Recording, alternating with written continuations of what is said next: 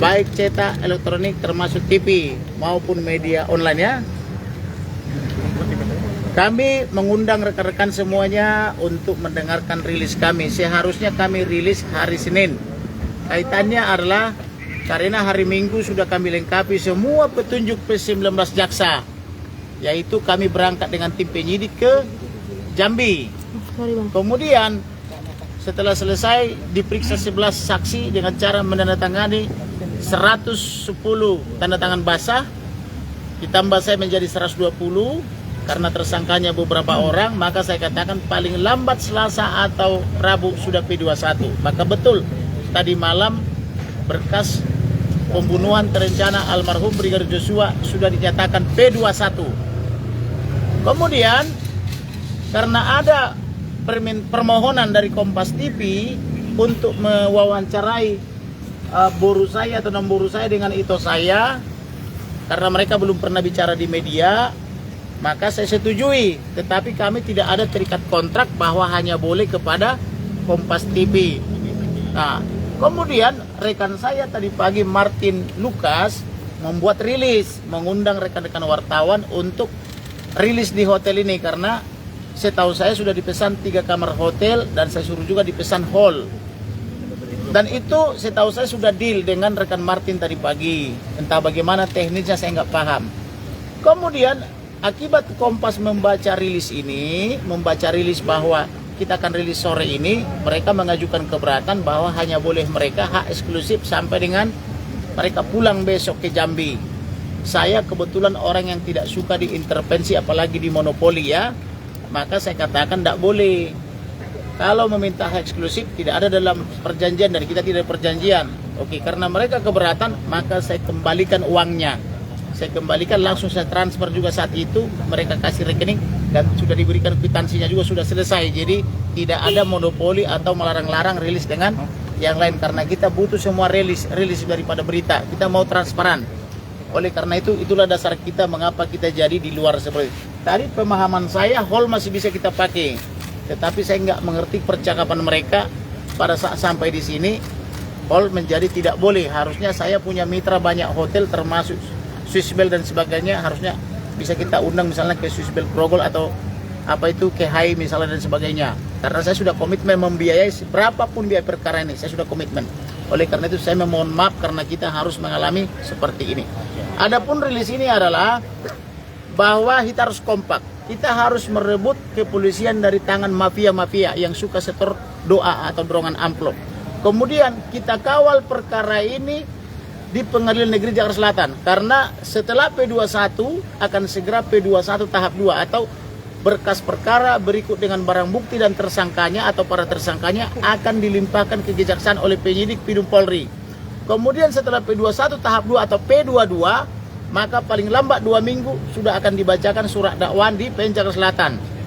Oleh karena itu kita berdoa supaya Tuhan membantu ketua Pengadilan Negeri Jakarta Selatan untuk menunjuk majelis dengan cara membuat penetapan supaya nanti hakimnya misalnya 3, 5 atau 7 adalah hakim-hakim yang betul-betul wakil Tuhan.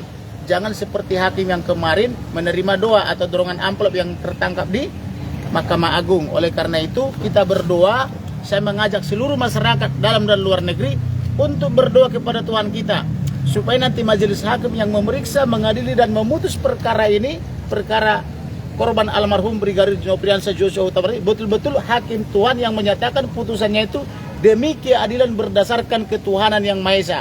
Kemudian kemungkinan nanti para terdakwa atau tersangka terdakwa maupun penasihat hukumnya akan mengajukan keberatan atau eksepsi dalam bahasa perdata. Kemudian setelah itu maka jaksa akan menanggapi keberatan itu, kemudian akan ada putusan sela atau putusan antara. Setelah itu masuklah ke pemeriksaan saksi-saksi. Tentu saya sebagai pelapor akan lebih dulu dimintai keterangan, kemudian ayah dan ibunda daripada almarhum apakah betul memberi kuasa kepada saya dalam menangani perkara ini. Setelah itu masuklah kepada Pera, kepada tantenya almarhum, kepada saksi-saksi lain. Saya siapkan 11 orang. Kemudian nanti para terdakwa ini akan diperiksa secara splitsing atau secara split, yaitu supaya terdakwa yang satu menjadi saksi terhadap terdakwa yang lain dan terdakwa yang lain menjadi saksi terhadap terdakwa yang satu. Kira-kira gitu, begitu nanti strateginya. Kemudian dalam perkara ini nanti akan ada penggabungan atau kumulasi, jadi dakwaan bersifat kumulatif, yaitu para pejabat polisi yang melakukan dugaan pembunuhan terencana juga dia terkena obstruction of justice atau menghalang-halangi penyidikan, menghilangkan barang bukti, merusak barang bukti, maka itu mereka nanti akan digabungkan perkaranya dan kemudian juga nanti demikian juga tuntutannya. Kemudian pasal yang digunakan tentu pasal yang terberat, yaitu pasal 340 KUH pidana itu tentang pembunuhan terencana, junto 338, junto 5556 KUH pidana. Kemudian kenapa pasal 340? Karena itu pasal terberat, yaitu sesuai dengan fakta-fakta hukum bahwa memang mereka telah melakukan pembunuhan terencana. Pembunuhan terencana itu buktinya apa? Bahwa begitu mereka nyampe dari Magelang, nyampenya di rumah pribadi Saguling. Tetapi tidak dibunuh di situ karena mereka tidak mau beban itu ditanggung oleh rumah Saguling. Lalu diajak dulu oleh Bu Putri almarhum ke Duren 3, rumah dinas. Lalu di Duren 3 itulah yang bersangkutan terduga atau tersangka Ferdy Sambo telah menyarungkan tangannya, sudah memakai sarung supaya tangannya itu tidak ada jejak mesiu. Kemudian diduga juga sudah pasang peredam supaya tembakan-tembakan itu tidak terdengar oleh tetangga. Kemudian sudah dirancang juga bahwa pasca ditembak pasca disiksa dan atau ditembak almarhum ini, dia mengambil senjata almarhum untuk menembak sebanyak 7 kali tembok-tembok yang ada di sana supaya terkesan terjadi tembak menembak, yang katanya tembak menembak tapi meleset. Tapi saya tidak percaya dari awal karena saya punya analisa yang tajam dan banyak teman saya intelijen baik di tentara maupun di kepolisian maupun di BIN. Maka semua saya preteli skenario mereka itu. Bahkan siapa yang merancang skenario itu yaitu staf ahli Kapolri, saya kasih tahu. Tentang siapa ketua komisi di DPR yang melobi istana juga saya beritahu.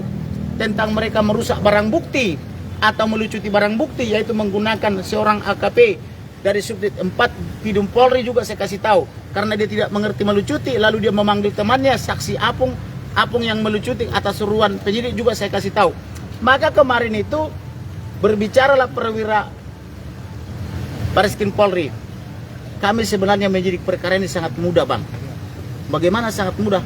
Semua pidato abang atau ocehan abang atau keterangan abang yang ada di semua media, itu aja kami kumpulkan sudah terang. Dan ketika kami verifikasi, benar semua katanya. Walaupun ada orang yang melaporkan saya menyebar hoax ke Bareskrim Polri, tetapi penyidik senior yang sudah menjelang pensiun dari Pidum Polri, dia memuji saya dan mengatakan semua yang saya katakan di media yang dicatat dan dipublikasi oleh rekan-rekan media semuanya benar katanya, dibenarkan. Jadi mereka mengungkap perkara ini dari situ. Jadi oleh karena itu saya sangat berterima kasih dan sangat bangga kepada media yang terus mempublikasi berita tentang pembunuhan terencana ini. Tujuannya apa? Supaya Indonesia terbebas dari praktek-praktek mafia. Karena sekarang ini mafia-mafia itu telah mencengkeram pejabat-pejabat kita antar lembaga negara. Maka supaya Indonesia ini tidak selamanya berada di tangan mafia, mari rebut kepolisian dari tangan mafia. Setuju? Ya, itu kira-kira. Nah, di sini hadir itu saya, mamanya almarhum Brigadir Joshua. Beliau ini belum pernah bicara ke media. Saya hadirkan untuk menjelang persidangan. Di tengah-tengah hadir ini, kalau bahasa Batak sebenarnya Nemboro atau putri saya bapaknya. Ini putri saya, sangat cantik sekali. Kemudian di sebelah kanan saya hadir ayahandanya, yaitu Pak Samuel Huta Barat. Gara-gara beliau nih kemarin kelelahan katanya mengikuti perkara ini, mengikuti beritanya.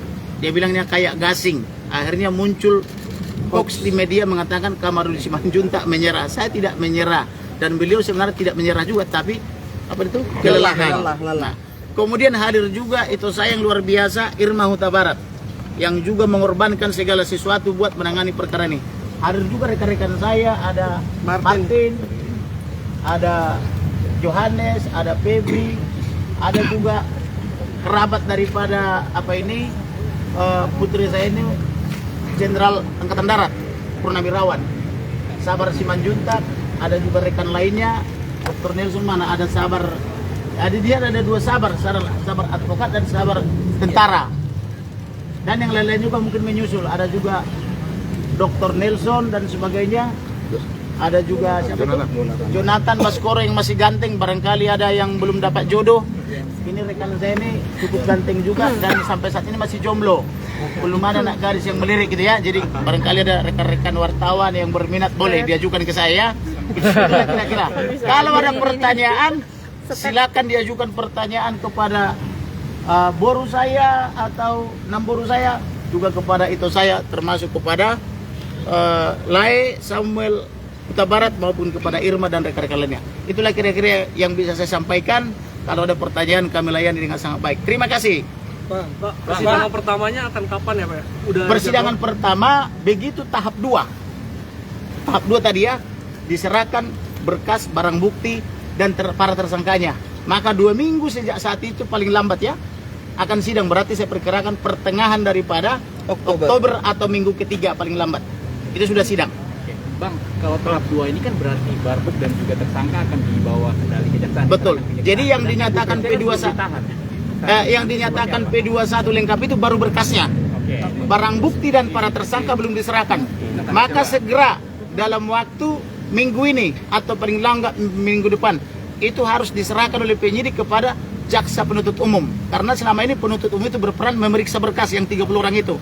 Jadi dia karena pidana umum memeriksa berkas apakah masih ada yang harus lengkap atau tidak. Nah, karena dinyatakan sudah lengkap, karena sudah kami lengkapi hari Minggu kemarin di Jambi, dengan saya turun sama tim penyidik, maka setelah lengkap ini, segera akan dikirim ke Jaksa Agung atau ke tim penuntut umum, yaitu berkasnya, barang buktinya, dan para tersangkanya. Dan saya mendesak, saya kemarin sudah orasi di Medan, hari Sabtu ya, sebelum ke Jambi. Kita akan memerah putihkan Indonesia dari Sabang sampai Merauke, dari Pulau Miangas sampai Rote, yaitu dengan melibatkan 2 ormas utama.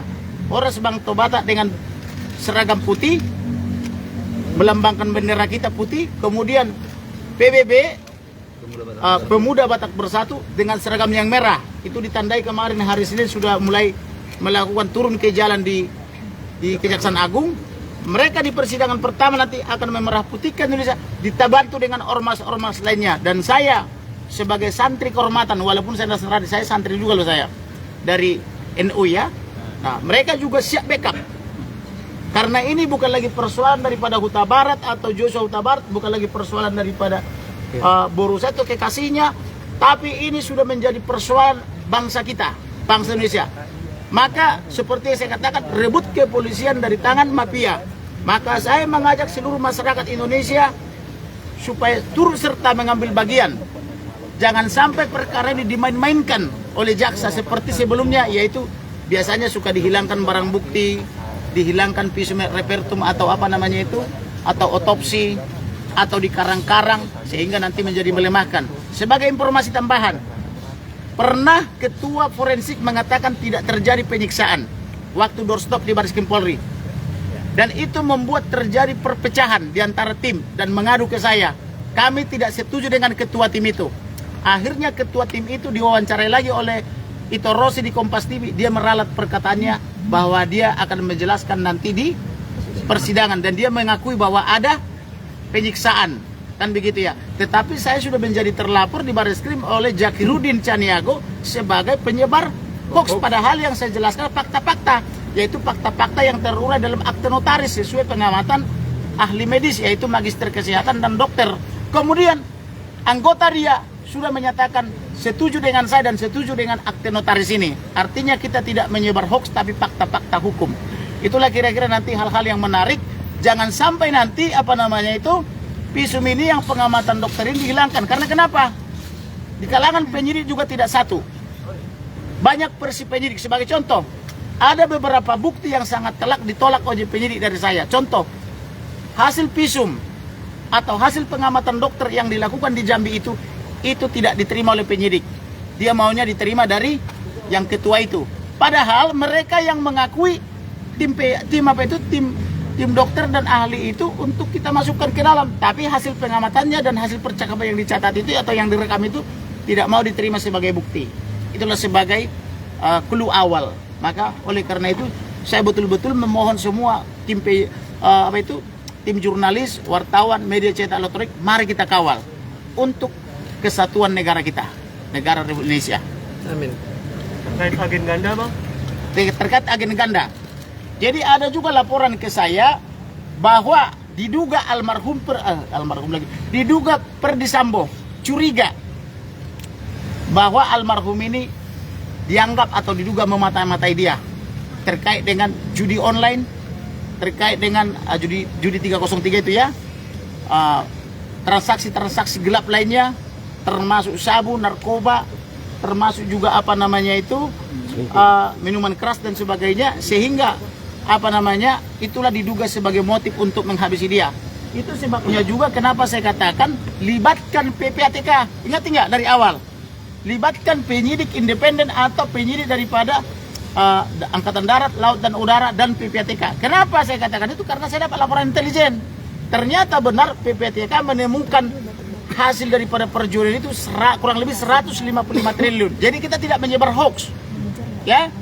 Bahkan pesawat jet pribadi yang saya buka pertama kali itu konon sudah meninggalkan Indonesia. Harusnya itu disita jadi barang bukti karena KPK membiarkan ya lari ke luar negeri. Padahal harusnya KPK langsung menangkap dan menahan siapa yang menerima gratifikasi, siapa yang memberi gratifikasi. Tetapi karena ini KPK dipimpin oleh anggota Polri juga atau jenderal dari Polri, nah ya begitulah. Kalian sudah paham menerjemahkan itu. Harusnya karena gratifikasi itu adalah kejahatan tindak pidana korupsi, harusnya pelakunya langsung ditangkap, penerima gratifikasi ditangkap, ditahan, barang buktinya disita. Tapi ini dibiarkan pergi ke luar negeri. Berbeda dengan misalnya bulan Februari lalu ada seorang menteri menerima gratifikasi helikopter, saya buru dalam 3 bulan sudah dicopot dan diganti pada bulan Juni 2022 dan begitu. Bang, kalau sudah tahap 2 berarti nanti kejaksaan bisa tahan PC kan? Harus ditahan. Karena alasan polisi tidak menahan Putri adalah karena alasan kemanusiaan. Seolah-olah yang lain yang ditahan itu adalah marga satwa. Hanya Putri yang manusia sehingga berlaku buat dia kemanusiaan. Padahal semua yang ditahan itu di rutan-rutan lain, di penjara-penjara itu semua manusia. Kenapa alasan kemanusiaan tidak berlaku buat Aceh, buat Sumatera Utara, Palembang, Riau sampai Kalimantan, Jawa dan sampai ke Papua sana? Kenapa hanya buat Putri berlaku alasan kemanusiaan? Bukankah yang lain juga manusia? Nah, karena Indonesia negara hukum berdasarkan konstitusi dan setiap orang sama di hadapan hukum dan pemerintahan pasal 27 konstitusi, maka PC juga harus ditangkap dan ditahan oleh kejaksaan pada saat P21. Kecuali mereka sudah menerima amplop, jangan tahan karena akan diteriaki nanti, sudah terima doa loh, kenapa saya ditahan, kan begitu. Bang, beredar video kamar yang diduga kamar tahanan Verdi Sambo, Bang. Ya. Tanggapan kamu gimana, Bang? Saya belum verifikasi ke sana, bisa benar bisa tidak.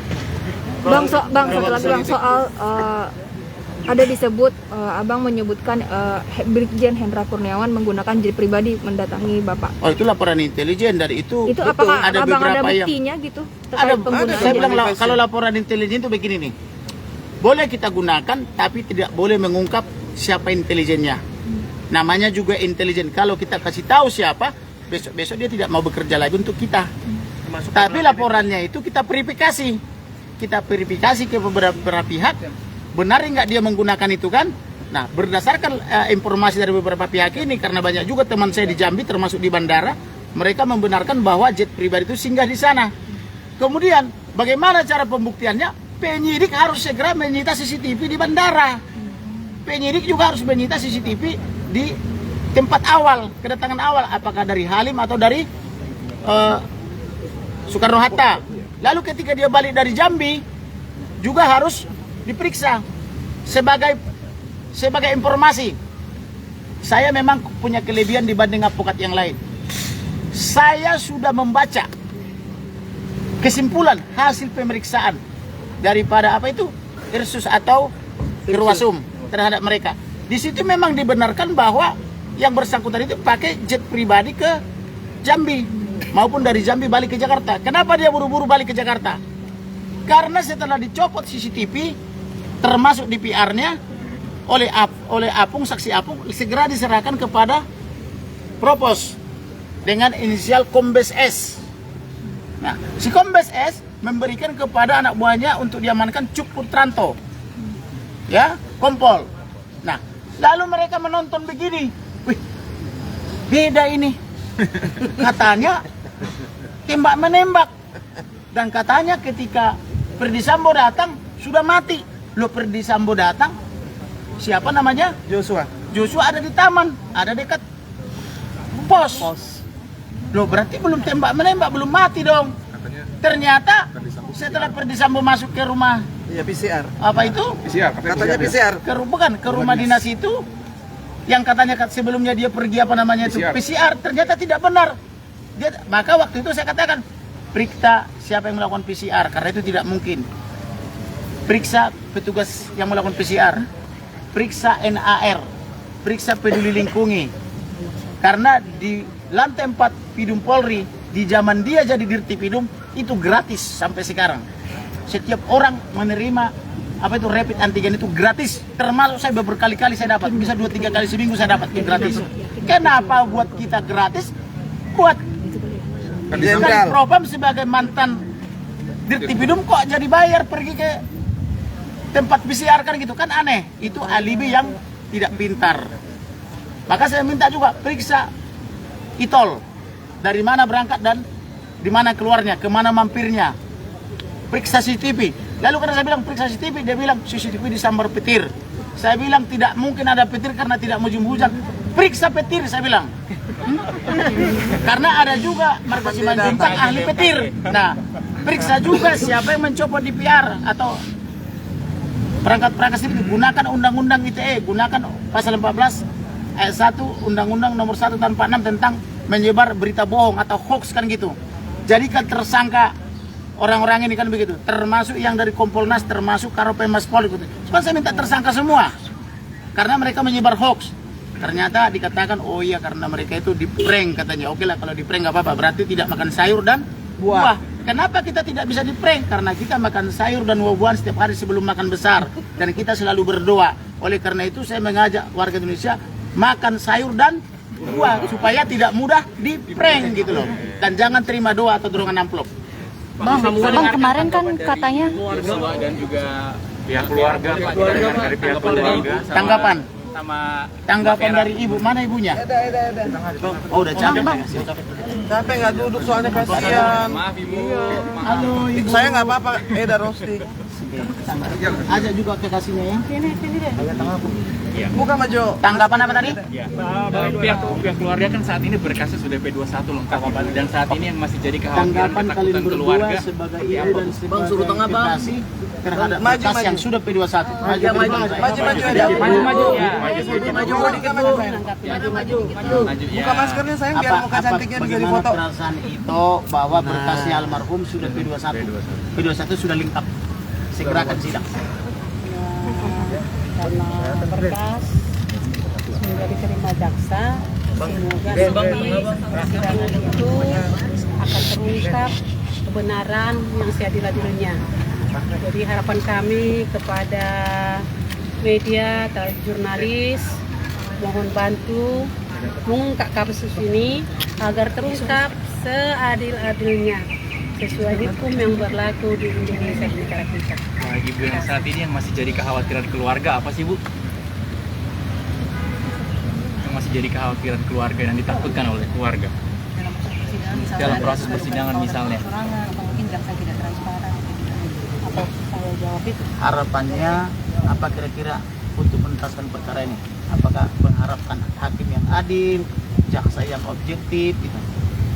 Ya, harapan kami sebagai ibu dan keluarga, semua kita yang ada di sini, semoga penegak hukum, jaksa maupun hakim, mereka bekerja dengan sebaik-baiknya dan sejujur-jujurnya dan setransparan mungkin agar hukum atau pengadilan nanti berjalan dengan seadil-adilnya. Mbak Vera boleh sedikit Dan pelaku dihukum sesuai perbuatan mereka dan seberat-beratnya.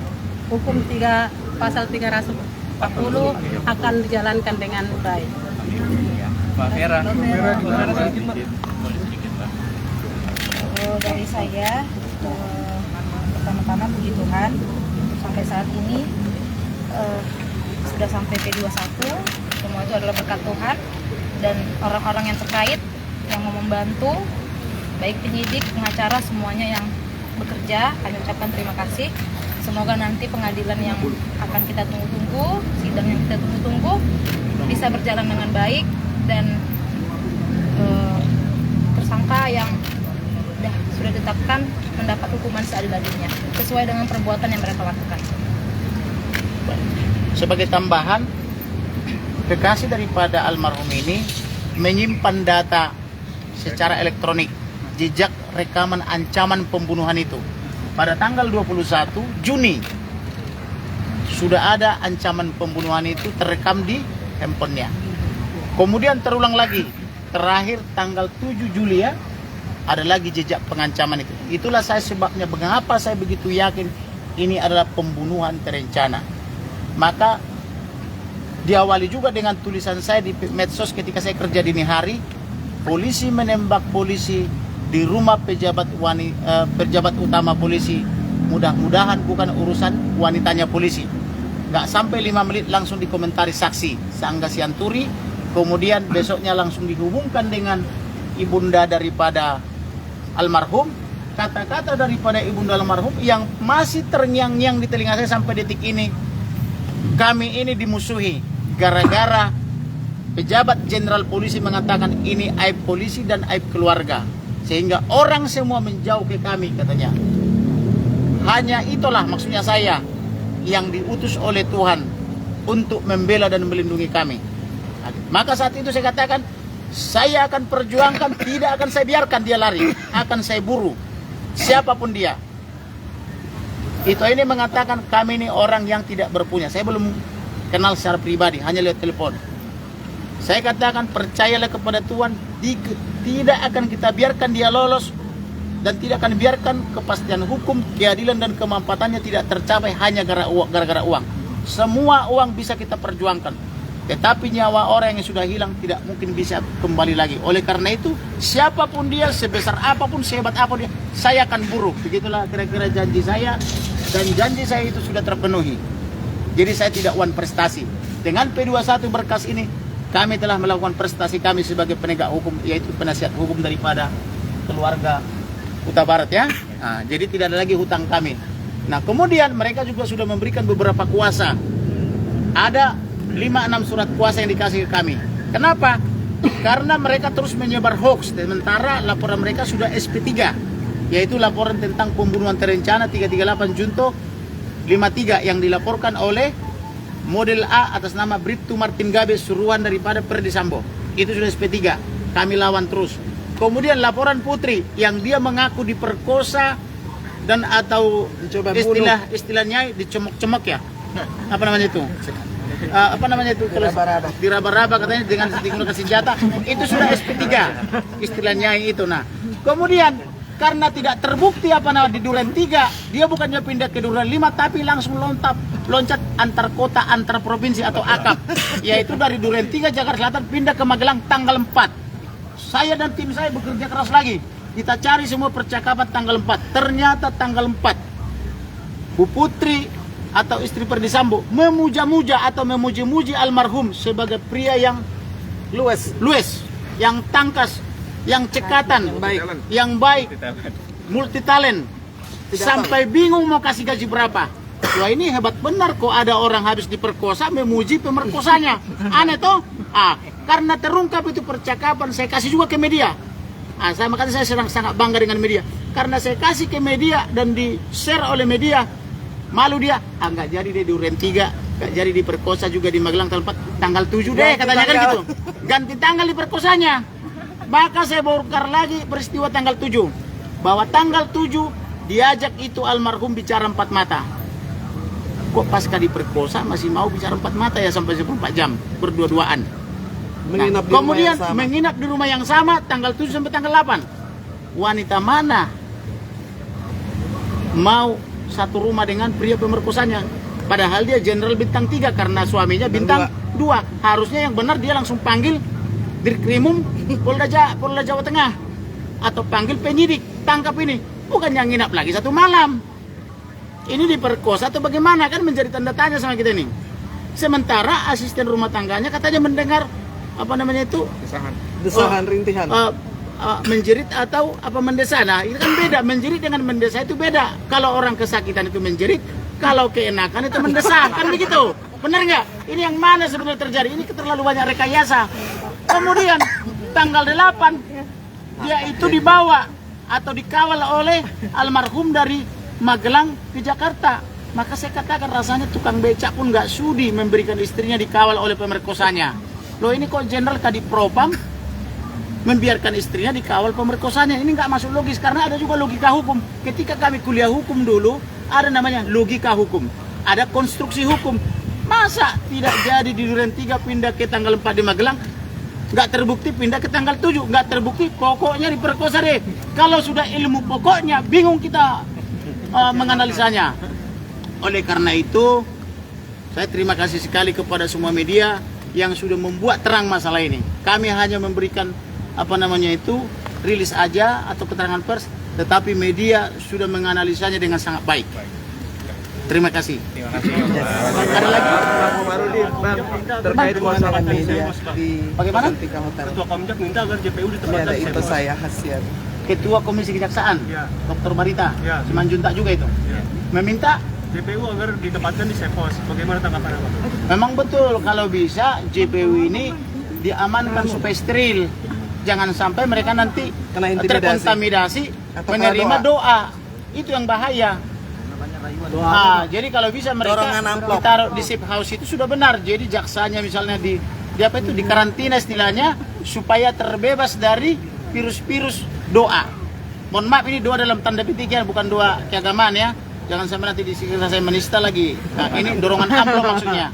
Karena biasanya penegak hukum itu jangan lupa doanya ya. Dulu saya waktu belajar pengacara, oh hebat-hebat sekali, kesannya religius sekali kan gitu. Lama-lama karena saya nggak kasih dorongan amplop, abang nggak ngerti-ngerti. Doa itu maksudnya dorongan amplop katanya. Wah, ini bahaya nih, penegakan hukum disertai doa kan gitu. Bang kemarin kan tim kuasa hukum sempat Bang kemarin kan tim kuasa hukum sempat bilang bahwa Sambo dan Ibu PC itu bakal buka-bukaan di persidangan dan kemungkinan bakal. Dia salah. Kalau buka-bukaan di persidangan udah terlambat. Kalau mau buka-bukaan dari kemarin, supaya saya bantu apa itu restoratif justice. Kalau dia misalnya begini nih, maaf ya, saya kilap, saya telah melakukan pembunuhan terencana karena saya curiga dia akan menyebarkan aib saya, misalnya gitu ya. Tapi saya menyesal dan saya sadar dan bertobat. Tolong masyarakat Indonesia saya diampuni, tolong semua media ampuni saya. Kan perasaan kita jadi beda. Maka tugas saya menjadi mediator. Baiklah, Tuhan mengajarkan kita untuk Memaafkan. mengampuni dan memaafkan. Ampunilah kesalahan dia. Kan jadi beda. Nanti pun sampai di pengadilan minta maaf dia kepada polisi, minta maaf kepada jaksa, minta maaf kepada hakim, minta maaf kepada semua media, wartawan dalam luar negeri, minta maaf kepada seluruh rakyat Indonesia. Kan jadi beda toh. Mungkin hakim jadi simpati. Tetapi kalau aku diperkosa di Duren 3, bikin laporan di Duren 3, diperiksa di Duren 3 oleh Polres Selatan, begitu kita bongkar, nggak jadi di Duren 3 karena sudah SP3 di Duren 4 lah, masih lebih logis. Ini kok pindah ke Magelang gitu loh. Jadi menurut abang percuma ya buka-bukaan? Percuma di persidangan buka-bukaan. itu ya? Tetapi better late than never. Lebih baik terlambat daripada tidak sama sekali. Karena kenapa? Masih ada hukuman neraka dan surga. Siapa tahu Tuhan memaafkan dia. Kita kan tidak boleh mendahului toh. Siapa tahu dia nanti di pengadilan jadi sadar dan bertobat. Itulah fungsi penasihat hukum, membimbing, memberi nasihat hukum yang baik kepada kliennya. Bang Komarudin, terkait kuasa hukum dari Ibu PC yang baru tuh ada 2 orang mantan pegawai KPK, ada Febri Diansa dan ada juga Rosamala Aritonang. Dan mereka menyatakan bahwa dalam membela Ibu PC ataupun Pak Ferdi Sambo, mereka menyatakan akan objektif, tidak akan membenarkan yang salah atau yang sebaliknya. Karena tanggapan dia dari kuasa hukum. Karena dia mantan KPK. Berarti KPK Komisi Pemberantas Korupsi atau Komisi Pemberantas Korupsi. Sambo korupsi kan? Dan Bu PC bersama Ferdi Sambo konon diduga mengirimkan doa-doa baik kepada para ajudan yang terlibat maupun ke LPSK dan kepada lembaga lainnya. Oleh karena itu dia harus menanyakan mengapa itu kliennya mengirimkan doa-doa itu. maka karena dia mengetahui buka saja bahwa itu perbuatan melanggar hukum. Yang pertama. Yang kedua, bimbinglah kliennya untuk berkata yang benar. Bimbing ke jalan yang benar. Karena kalau penasihat hukum mengajar-ajari kliennya berdosa, maka dosanya kliennya itu ditanggung oleh penasihat hukumnya. Jangan gara-gara honor misalnya atau apapun namanya itu dipikul dosa klien. Tapi yang benar, selamatkan kliennya, maka uangnya menjadi halal, tidak haram. Sama uang 2 Terkait miliar. pernyataan dari kedua mantan pegawai KPK ini akan memberikan pendampingan secara objektif, ditekankan di Nah, situ. waktu akan membuktikan. Kalau objektif akan teruji nanti di persidangan. Sama seperti saya toh, Ya, boleh saya saya bilang pembunuhan terencana dan ternyata terbukti. Waktu membuktikan dalam 3 bulan. Saya mau dibantu jawab. Ya, objektif itu bisa dimulai dari yang bersangkutan ya, ataupun pegiat anti korupsi Maju, ini sayang. ya, menjalankan idealisme dia dengan mengusut tuntas suap itu, dugaan suap kepada antar lembaga dan juga kepada tersangka. Berani nggak mereka? Apakah masih memiliki idealisme sebagai pegiat anti korupsi atau tidak? Kalau tidak ya nanti kalian sendiri yang nilai. Berarti semua hanya isapan jempol, ya kan? Berarti kan penentuan adalah siapa yang bayar gua sesuai dengan keuntungan pribadi mereka. Bang, spesifik terkait Ada tambahan suap yang lagi. dimaksud apa? Ah, ya, ya. Sorry, Suap yang dimaksud, saya mau mohon maaf, nambahin ini. satu lagi. Ini kan bekas juru bicara KPK ya kan. Saya itu dulu mendirikan KPK. tahun Ini pendiri 2001. KPK ini? Ya, Irma Huta Barat itu pendiri KPK, salah sama satu. Marsilam Simanjuntak. Nah, dalam hal ini KPK tuh seharusnya turun tanpa harus ada laporan. Ketika PC dan Ferdi mengakui memberikan uang 1 miliar kepada Baradae, lalu 500 juta kepada Kuat Bribka Ma'ruf RR. dan 500 kepada Bribka RR, itu ada 2 Termasuk miliar. LPSK. Ada 2 miliar, yang jelas saja 2 miliar rupiah itu uang yang besar. Ferdi Sambo itu gajinya 3,9 plus 21 juta. Iya. Eh, Kurang lebih 30 juta kurang lah. lebih 30 juta lah, ya. Apakah Mobilnya mungkin Lexus. kalau gaji kalian 30 juta bisa kasih uang 2 miliar? Itu di depan mata sudah jadi pengakuan, ya kan? Ada 3 orang yang mengaku. Diberi uang 1 miliar 500 itu yang pertama. Mobilnya banyak Lexus. Lalu cara hidup hedon, ya kan, kita ini kalau mau periksa korupsi itu biasanya kan organized crime yang sulit banget diperiksa. Tapi karena polisi ini hidupnya hedon, itu ada mobil harganya 4 miliar. Dia Beberapa punya unit. 2. Ada mobil yang harganya 5 miliar. Ini kan kita sebetulnya tidak perlu menginvestigasi, dimulai dari situ Rumahnya saja. pakai lift. Ya, nah, kalau Feby Ardiansa ini betul masih paham soal satu, ya, ketika seorang pegawai negeri, itu polisi itu ASN loh, pegawai negeri sipil ya, yang jelas gajinya dan hidup tidak sesuai dengan gajinya, itu langsung diperiksa karena orang korupsi itu untuk lifestyle. Jadi kalau lifestyle-nya itu seperti konglomerat, sementara dia gajinya hanya 30 juta, kalian juga nggak perlu investigasi, bisa hitung-hitungan kok. Berapa yang dia kasih untuk yang mau nembak Sumbernya Joshua? dari mana bilang? Iya. Nah itu sendiri Doa-doanya dari mana? saya pesan saya kepada Feby Ardiansa, ya, kalau dia masih tahu bahwa dalam KPK itu yang menyalahgunakan power, yang menyalahgunakan kekuasaan untuk mendapatkan uang untuk pribadi dan keluarga. Jadi ada 2 hal yang di depan mata itu. Dorongan amplop yang 2 miliar itu besar loh. Dia mesti kerja berapa tahun? 300 juta itu 1 tahun. Iya dong. 10 Kalau tahun 3 miliar. 10 tahun nggak belanja apa-apa. Kalau Jadi 20 tahun jadi Febri baru 6 miliar. dibayar berapa? Saya mau tanya. Kalau si yang nembak itu didorong-dorong, ya kan? Febri mesti buka dong. Ini jelas pro bono. Bukan hanya tidak dibayar, Cuma pro bono, kita yang bayar. tiket ke sini pun dibayar, uang kepada Kompas pun dikembalikan oleh beliau Dikembalikan ini. Supaya bisa bicara dengan kalian Dan semua. kita tidak kaya. Dan nggak kayak, saya kasih tahu lagi, Johnson Panjaitan itu kasnya kosong. Saya 3 bulan juga nggak kerja, tapi kan tidak ada komplain. Kenapa? Karena tahu bahwa kita ini mau menegakkan keadilan itu nggak gampang. Namun Tuhan mencukupkan biayanya kan gitu. Yes. Yes. Sebagai tambahan, kalau Putri Chandrawati sama Ferdi Sambo masuk ke KPK atau masuk ke rutan KPK, berarti Febri Diansyah sudah bekerja objektif sebagai penasihat hukum. Tapi kalau Putri Chandrawati dan Bebas. Ferdy Sambo tidak ditangkap oleh KPK, berarti mereka percuma ex KPK, berarti dia tidak kerja objektif. Karena kalau objektif, pelaku tindak pidana korupsi harus dijerat secara hukum. Gitu. Bang, bisa dipertegas gak apa dasarnya maksudnya Ibu Pece dan Ferdy Sambo itu harus masuk ke KPK gitu? Kita nggak tahu. Ya karena tadi 2 miliar memberikan dari gratifikasi. dari mana? Gratifikasi kan kejahatan. Laporannya sudah terdaftar di KPK oleh teman-teman dari Tampak. Tampak. Ya, jadi tidak ada alasan lagi buat kedua advokat ya yang ex staf KPK ini untuk meragukan gitu loh kualitas daripada dugaan tindak pidana ini. Orang gratifikasi 50 juta aja ditangkap, masa gratifikasi 2 miliar. 2 miliar, yang saya tahu sebenarnya 5 miliar, tapi karena mereka mengakui 2 miliar ya 2 miliar aja kita ikutin. Di luar yang ke apa ya? Yang ke LPSK ya. Kalau laporan intelijen ke saya 5 miliar. Dan masih ada rekening di Bank BCA atas nama yang tidak bicara yang AAUU. Belum diperiksa. Gagu. Dan rekan Febri Diansyah mengatakan bahwa dia tidak akan menyalahkan yang benar dan membenarkan yang salah. Iya. Dan akan berlaku objektif. Mulailah dari temuan adanya dugaan suap. Iya. Karena suap itu juga korupsi.